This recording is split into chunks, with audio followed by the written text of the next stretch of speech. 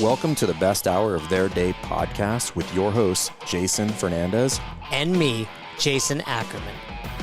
With more than 20 years in the business, as both coaches and affiliate owners, our passion is to help create world-class affiliates and coaches by building better boxes. Welcome to the best hour of your day. Fern, the expression goes, teamwork makes the dream work. Correct? Was that a trick question? It was not a trick, but for a lot of affiliate owners, this is a massive struggle, getting buy-in from their team, and we're going to address it right now. It is one of the more challenging aspects of running any business that a leader will have to deal with, which is peopling your people, as I like to say. Like, you have to be able to develop, grow, and expand people, meaning like not just in their own personal growth, but in the team. So I need to make 1 into 2 into 3 into 4. There's a handful of commonalities amongst affiliate owners when it comes to the pitfalls to developing their staff. So let's go through a few of these. First one being... Yeah, and just so that we know, like, these are things that we hear on a regular basis, right? So if you're listening to this, you're probably on a sales call, you probably talk to somebody, or you probably listen to a podcast and you're interested. So we hear these statements on a very regular basis. So let's start with the first one. The coaches are not bought in. Yep. So this one is challenging because the reality is I have seldom seen a team of any nature where if the leader was bought in or the team was not bought in. And it's not that the coaches are not bought in, the owner is not bought in. And that's hard to hear from people. And what I mean by that is the owner or the leader is not investing their time and energy the way they should be. And therefore, but simultaneously wants the team or the players to invest their time and energy. So an example would be, my coaches won't do the coach development, to which point I'd have a question and say, when was the last time you did a coach eval? They're like, never. And I'm like, great. They're not going to do this out of the goodness of their heart. Whether you think they should or not, that's not how the world works. You're the leader. You have to set the example. I have not seen a gym where the owner, the leader, the GM was investing huge sums of time doing coach evals, doing one-on-one sit downs, regardless of all the other things they have going on, where that staff wasn't willing to put in the time and the effort to grow and to be better. And I think it'd be a good drill here let's talk about minimum effective dose of a leader for their staff. I would tell you, let's talk about staff meetings. Would you say monthly, one staff meeting a month, all hands on deck? I think a minimum of a month. Now, anything at a higher frequency depends on what the team consists of and like how mature your box might be, meaning, do you have full-time staff? Are you there full-time? There are multiple variations of this, but every gym should have a monthly meeting. And then we teach people how to run those meetings effectively. A really simple tactic that I've helped people with is have your monthly meeting. I know you have weekly meetings at Rife, but have your monthly meeting and then once a week, Thursday, 7 p.m., Zoom call, keep it to 10 minutes, like new members, injuries, events that are upcoming, and record it. And if you can't make it, cool, listen to it on your commute to work tomorrow, but it's mandatory. And if you do that well, meaning respect that 10-minute time, your coaches will listen to it. I mean, you may once a week for part-timers, I would argue, is not necessary. There's typically not enough things inside of a week that we needed to get on a phone call. But I would say that you do need systematic, frequent communications. So for instance, I run a series of meetings. So like we have a monthly staff meeting where we run down I have a presentation I give. It's a slide deck. It's got projects, it's got metrics, it's got plans, it's got all the stuff on it. And that's a tight 1 hour. I have weekly meetings with my staff that have templates, which is, hey, here's everybody's tasks and to-dos. Everybody's got to show their work. I also give a weekly rundown that's also templated of things that they need to know on a rolling 7-day basis. So for most people, they don't necessarily need a meeting. They just need to be informed, right? So I think you need frequent communication in a controlled environment that is systematic, and then an efficient means of communication that's organized in something like Slack versus something like a WhatsApp chat or a text thread or something like that. Well, that was where I was going next. I think a common mistake affiliate owners make is the communication amongst their coaches is on a text thread, which inevitably gets buried with silly memes and jokes when something that's important needs to be relied on. Having a Slack channel dedicated to your coaches, minimize the number of channels, general new members, events, and make all communication happen within there. No matter how small your box is, how new you are, start that, because it's going to be something you want in the future. Yeah. Coaches communication's key. Coach evals. How often? I think that depends, but the short answer is when you start, a lot, and then that will taper off over time. So this is minimum effective doses. That's dependent on who we're talking about, whether we're talking about training or whatever. Minimum effective dose on somebody who has 10 years of training age, who's competed at a high level, is going to be significantly smaller than a minimum effective dose for a newbie in training. And it's no different for coaches. So very frequently when we have people roll out some sort of eval process and implementation, the frequency on the front end is high. The reason we want it to be high is because we want a high frequency of feedback so that there can be a high frequency of implementation. If I only get feedback once a month and then I never really get the chance to show implementation of that feedback for another 3 months, the likelihood of me doing anything with that is going to be almost zero. So very, very high frequency. And we've done this with numerous gyms that have completely changed the culture in their gym in a matter of 60 days. And this is where I've told gym owners, I'm like, you're going to do 3 per coach per month. And they're like, I have 11. I'm like, easy math says that's 33. So get to work. Get to work. All right. Number 2, we have a lot of hobby coaches. And I think you can also say part-time coaches. Yeah, and that will always probably be the case. And I also think this leads back to number 1. The assumption here is that you can't have hobby coaches that are good quality coaches. I've got a coach here who just passed their level 3, who's gonna be taking their level 4 soon. Who's a hobby coach? They have a full-time job, like as a professional. Being a hobbyist doesn't mean that they don't want to be good at that thing. Many people are great at hobbies. So this assumption that they're a hobbyist, meaning they're not going to be good, really leads back to the first one. So these kind of trickle into each other, which is like, well, they're not bought in, and therefore I label them as a hobbyist.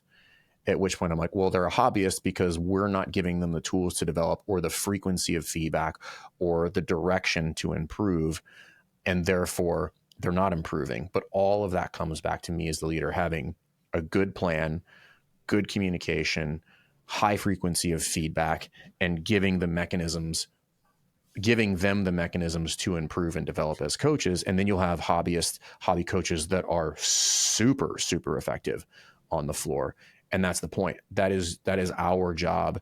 Hobbyists or not, great coaching is great coaching. And the reality is just like most of the people that we all admire in the CrossFit world as coaches started as hobbyists. They were, because full-time coaching wasn't a thing when we started. It can be done. You and I both did it. Yeah, really the only full-time coaches back then were the owners. And that's a loose statement. Those owners weren't even paying themselves back then. Yeah, and they were just at the box full-time. That doesn't mean they were good coaches. Right.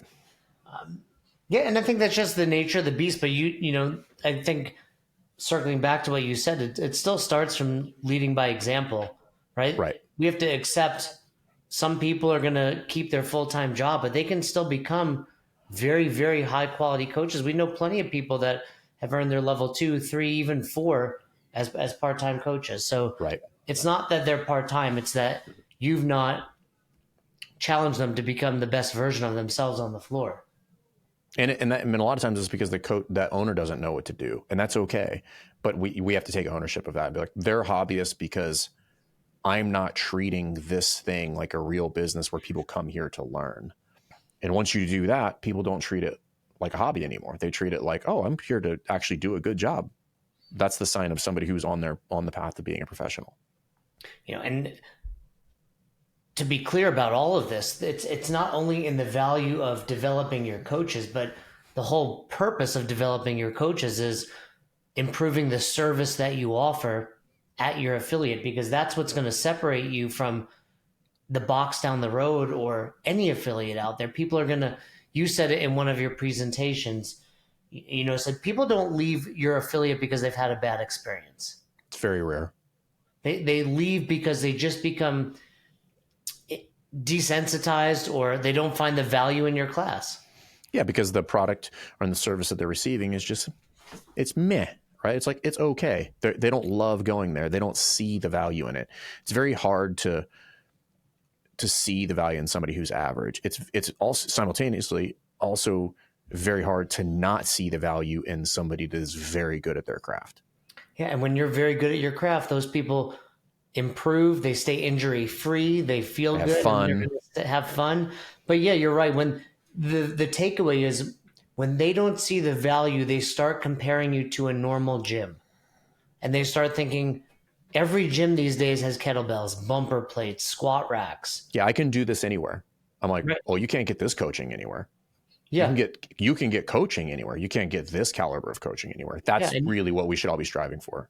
Yeah, and you can get rogue equipment anywhere. It's not the equipment we're paying for, it's the coaching that I'm getting here. Right.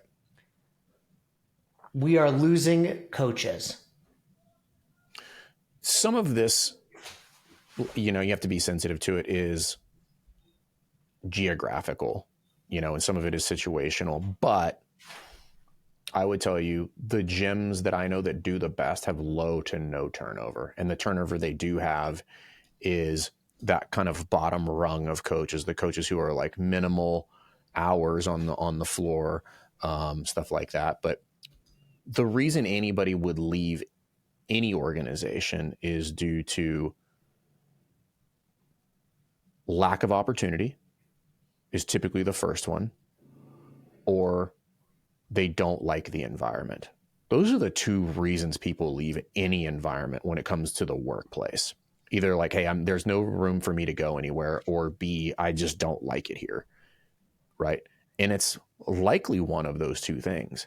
Meaning if I have high turnover of coaches, we can make some assumptions. If the business owner is running the business at a subpar level, and this is not a shot at anybody, but meaning like it's not a healthy business, you probably don't have the ability to compensate or invest in your coaches, at which point they're essentially just low paid or free wages, free labor.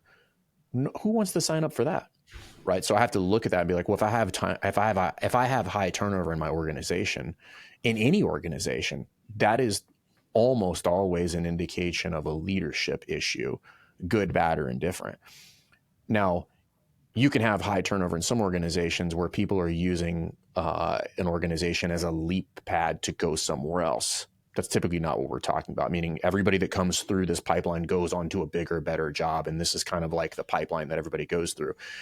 That's not what we're talking about. Like none of these people are like going off to work at big, better gyms and, going to work for CrossFit and all these other things. Like they're just quitting, So it's a definitely an indicator of business health and cultural health inside of the team if you have high turnover. And you can look at it two ways probably. One is like, hey, I have this many people leave and go start other gyms, which I think can be a good thing and also a bad thing. Or you could be like, nobody ever leaves here because everybody loves it and they get all the opportunity that they want.